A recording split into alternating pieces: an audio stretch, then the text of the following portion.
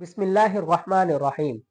بعض کا دل میں یہ شبہ پیدا ہوتا ہے کہ جب اللہ تعالیٰ نے یہ لکھ دیا ہے کہ فلاں بندہ یہ برا کام کرے گا تو پھر اس برا کام کرنے پر بندے کو سزا کیوں ملتی ہے؟ جیسا کہ اللہ تعالیٰ نے اگر لکھ دیا کہ فلاں بندہ زنا کرے گا، اب اگر وہ زنا کر لے تو پھر قیامت کے دن اس کو زنا کرنے کی سزا کیوں ملے گی؟ کیونکہ اللہ تعالیٰ نے جو لکھ دیا وہ تو ضروری ہونا ہے۔ تو آئیے اس کے بارے میں سنتے ہیں مولانا منظور احمد مینگل صاحب کو کہ وہ کیا فرماتے ہیں۔ اللہ نے جب تقدیر میں لکھ دیا ہے، تقدیر میں اللہ نے لکھ دیا ہے، طے کر لیا ہے، سمجھ رہی میں ہے کہ نہیں، کہ عیسیٰ، موسیٰ، محمد، احمد، رحیم داد، کریم داد، عطاوند، فتح، محمد، زلیخہ، زلیخہ، یہ لوگ ایمان نہیں لائیں گے۔ تقدیر میں لکھا ہوا ہے تو اب تو یہ ہی رہیں گے بے ایمان۔ اب ان کا اختیار سلب ہو گیا، یہ ہر صورت میں بے ایمان رہیں گے۔ پھر ان کو اختیار جب ان کا سلب ہو گیا، یہ ایمان نہیں لا سکیں گے، تو پھر یہ کہ یہ ان کو جہنم میں کیوں دھکیلا جاتا ہے؟ یہ تو مجبور محض ہے۔ اللہ کے لیے کچھ بھلا پڑا مولانا؟ کس کو سمجھ میں آ گیا اشکال؟ اللہ نے لکھ دیا۔ اب جائے مولانا ایک بات آپ سے عرض کروں، قد قتلتنی مسئلۃ القدر، تقدیر کے مسئلے نے میری ہڈیاں توڑ دی، امام ابو حنیفہ فرماتے۔ لیکن میں آپ کو ایک بات عرض کروں، اتنی سی بات سمجھو کہ تقدیر ہے کیا؟ تقدیر اللہ کا علم ہے، بس بولو تقدیر کیا ہے؟ تقدیر اللہ کا علم ہے، ایک سمجھا آپ نے۔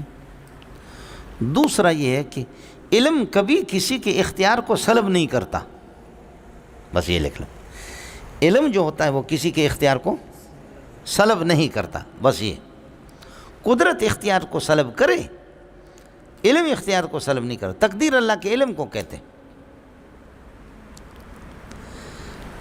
تقدیر ہے ہی اللہ کا علم، لوح محفوظ میں معلوم ہے، یعنی امور استقبالیہ قیامت تک جتنے بھی سب اللہ کو پہلے سے معلوم ہے، بس اتنی سی بات ہے۔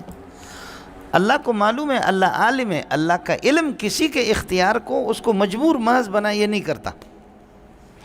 اس کی مثال میں آپ کو دیتا ہوں، یہ نور محمد ہے، یہ بلوچ ہے، آپ لوگ جانتے ہیں؟ اب دیکھو، زیارت کرو آپ لوگ، اس کو یرکان کی بیماری ہے، یرکان کی بیماری۔ بلوچ ہو کر کے اس کے مذہب میں پرہیز تو ہے ہی نہیں۔ آج میں حکیم ہوں، میرے پاس آیا، میں نے اس کو دوائی دے دی، یہ اس کا بھائی ہے، سمجھے؟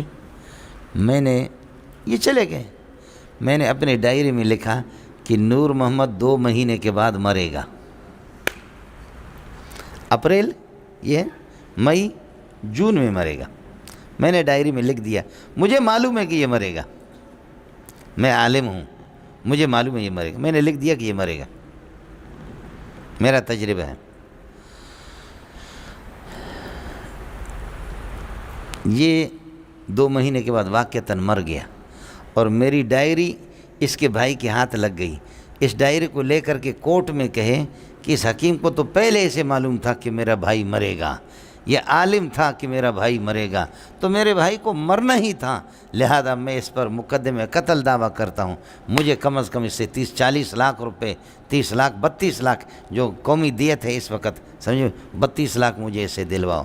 اللہ کے لیے بتاؤ کہ کوئی جج اس کا فیصلہ کرے گا؟ بولو، ہاں؟ آیا سمجھ نہیں ہے؟ مجھ سے جب آپ پوچھیں گے، میں کہوں گا بھائی مجھے بلوچوں کے بارے میں معلوم ہے کہ وہ پرہیز نہیں کرتے، اور اس کا جگر ختم ہو گیا تھا، یہاں تک ختم ہو گیا تھا، اور میں نے حکیم لوگ ماہر جانتے ہیں، مجھے پتا تھا یہ بلوچ ہے، ادھر تک جگر ختم ہو گیا ہے، اب آگے تھوڑا سا اتنا رہ گیا تھا۔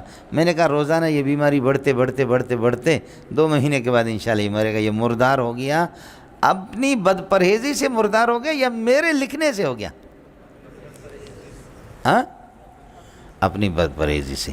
تو اپنی بد پرہیزی، اب کوئی جہنم میں جائے گا اپنے بے احتیاطی سے جا رہا ہے۔ اچھا یہ بتاؤ کہ میرے اس لکھنے نے، میرے علم نے اس کے اختیار کو سلب کیا کیا؟ یعنی میں نے لکھا بس اس سے پرہیز ختم ہو گیا،